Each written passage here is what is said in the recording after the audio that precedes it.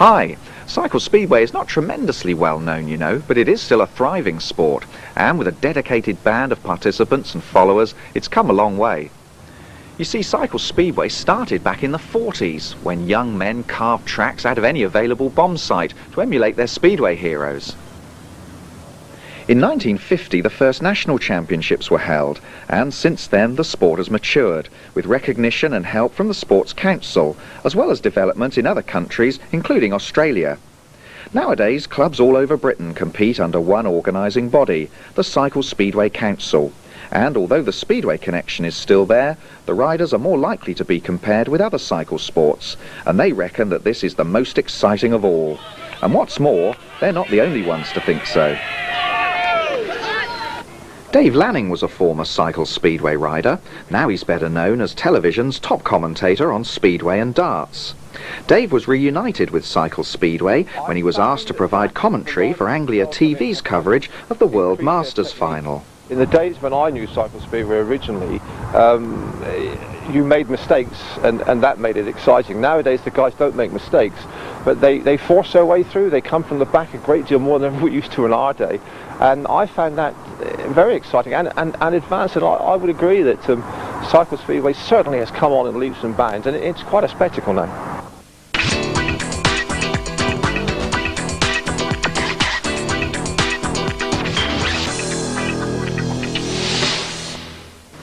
But this is where the story really starts, at a come and try it session for new riders on their local track. Sessions like this are organised by most clubs and they're completely free. Here at Poole in Dorset, the regular members loan bikes and all the safety gear that goes with them to the new intake of riders. Once aboard, there's as much tuition as you can take in. We always start these sessions by explaining the basics. And that means telling the riders that there's 4 riders in a race and they do 4 laps of the circuit. Obviously a session like this we don't get them to do that. We practice 1 or 2 laps at a time and get them used to the corners and to the strange machinery they're using. Probably the most outstanding difference between Cycle Speedway and other cycle sports is the bike itself, and that's the very next thing that needs to be explained. But this is a Cycle Speedway bike, and there are a couple of differences between this and normal bikes, and one of the main differences is there's no brakes. That's purely for safety, so that you don't pull up too quickly with riders behind, and also so that the brake levers don't hurt you when you fall off. Hopefully you won't do that. The other difference is that there's just the one gear. It's a very low gear for better starting. You'll see that there's knobbly tyres as opposed to normal smooth tyres, and you'll see that there's straight forks to make the bike a little bit shorter and better for cornering, and also you can see that there's special grip on the small pedals, and this is all done for added grip and also for better starting. This G, keep pedalling. That's it. Now start again, that's it. We get a lot of youngsters along to these sessions, both boys and girls, and we can cater for a lot of different ages and abilities. It's one of the few sports in which you can be part of a team but also take part as an individual, and that's one of the main attractions with the sport. And if the riders like what they do, then they can come along and be part of a team at a later stage. Well, it's really fun. I'm definitely going to do it when the season starts again next year. I'm really going to do it again. It's not scary at all. It's riders like these that are the future stars of Cycle Speedway. Here at Poole, the club has developed many a young talent and, as a result, has brought a plentiful supply of trophies back to the clubhouse.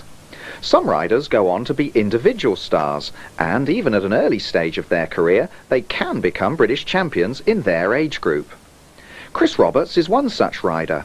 He collected the British Under-15 title when he had just turned 14 years old. I suppose the thing I enjoy about Cycle Speedway is the big competitions, and luckily I've had a lot of success with these. By having this success, I've been able to travel all around the country. Personally, I'm delighted Christopher's involved in the sport. It's given me immense pride and satisfaction. With all the activities involved around today, seeing Chris compete in a sport, a club sport especially, is, to my mind, keeping him away from trouble.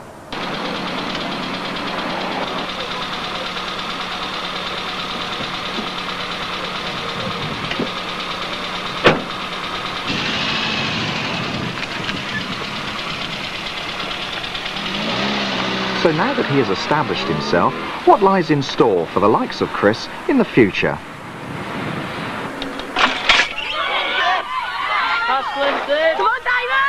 The sport is structured in such a way that after entering the sport in under 12 and under 15 categories, the riders can move on into other age groups, under 18, under 21, and then up to senior level. And the hope is that they can compete in national finals, both as part of his team and also in individual competitions.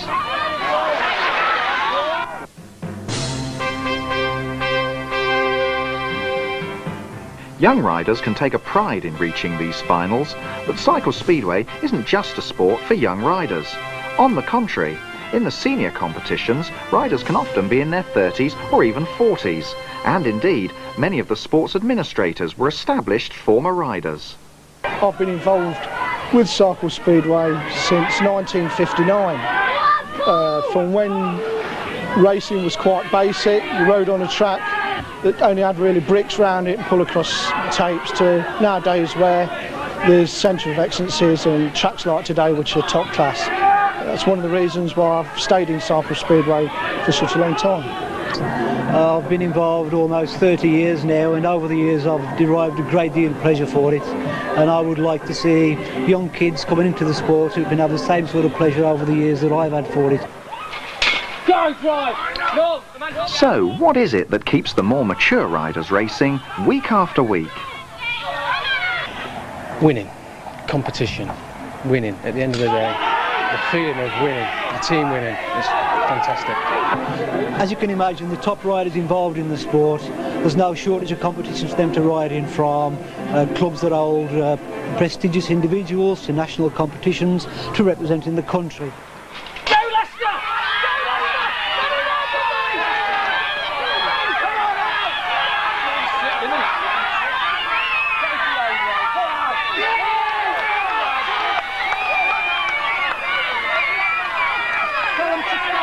As Cycle Speedway is very much a team sport, naturally the greatest honour is to win the British Team Championship at any level.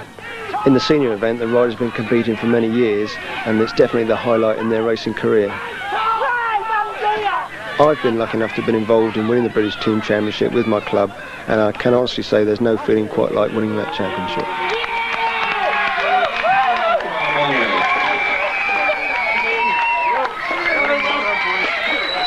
If you're a success in Cycle Speedway, there's always a loyal band of supporters who'll cheer you on. Some clubs have quite a large following of spectators. After all, it's certainly exciting to watch, and these fellows really know how to put on a show. But they also believe that there's still plenty of potential left yet. The potentials are enormous, especially with today's media, with Sky and satellite and cable television and all the rest of it. When you see some of the programmes that they transmit just to fill in time, I'm sure the Cycle Speedway could more than hold its own in these circumstances. So the sky is the limit, basically.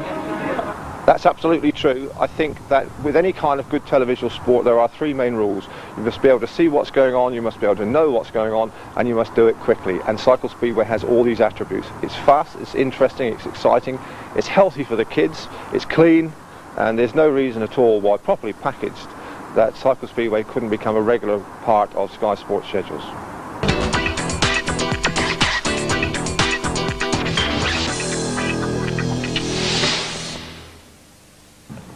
Well, I hope you've enjoyed seeing a little of what Cycle Speedway is.